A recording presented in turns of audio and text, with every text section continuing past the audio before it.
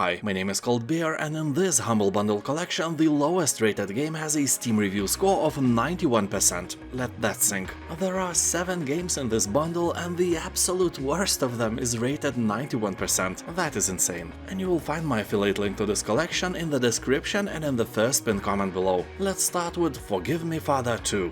This is not just a boomer shooter, this is a Lovecraftian boomer shooter. After the financial success of the first part, which was absolutely amazing, they made another, probably even better game. You'll journey once again into a malevolent world inspired by H.P. Lovecraft's legends, where madness awaits on every corner. You will embark on a dangerous mission as you continue the story of the character from the first game. Although you don't have to play the first part to enjoy the second. It's a shooter, not a visual novel, it's an absolutely standalone title. The game is very beautiful, retro-modernistic, with dark, comic-like art and gloomy, menacing atmosphere. And oh, monsters you kill often turn into a bloody mist of organs and bones, and that is a very satisfying thing to experience.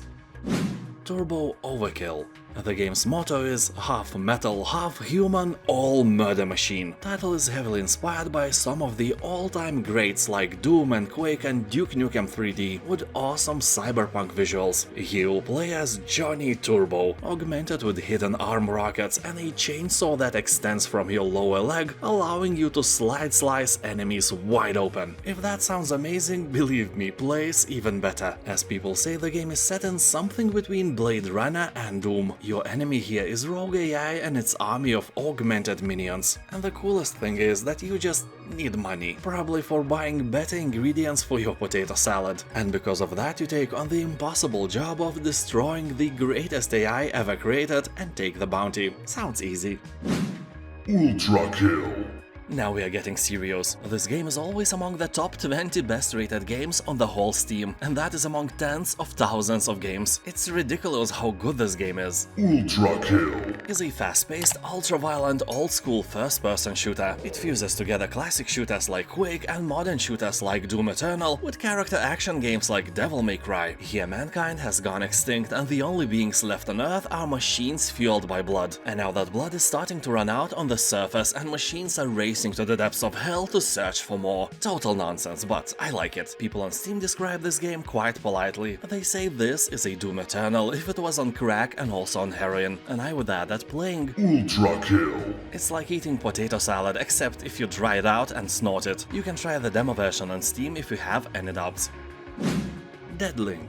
This is a cyberpunk first-person shooter with roguelite elements. You are an elite operative recruited for the experimental Deadlink project. So here you'll pilot an autonomous combat shell and fight your way through cramped slums, twisted labs and grimy warehouses to topple the most powerful corporations. You'll find a deadly and diverse arsenal of weapons, upgrade your skills and tech, devastate destructible environments and bankrupt the evil corporations. By killing all their employees, I guess. Yeah, you can't make millions of dirty money if everyone who works for you is dead. The logic is unbeatable, unlike your enemies. And yeah, I'm pretty sure that you will play this game just because of the story, the plot and love-hate relations between simple folk and the evil rich. That small part of never-ending carnage is just a nice addition, not important. Quake 2.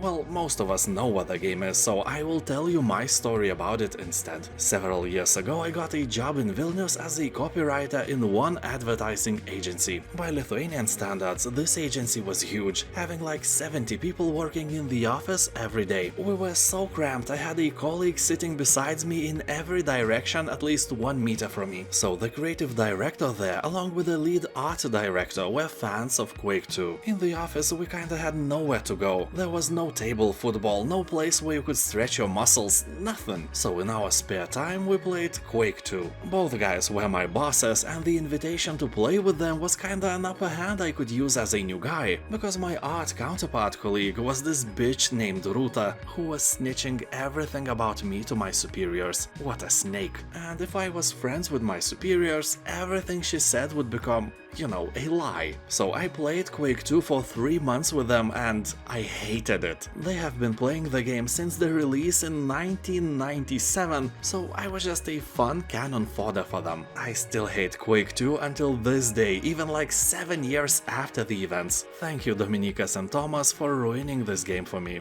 Oh well, to be honest, I had a little fun. Just a little.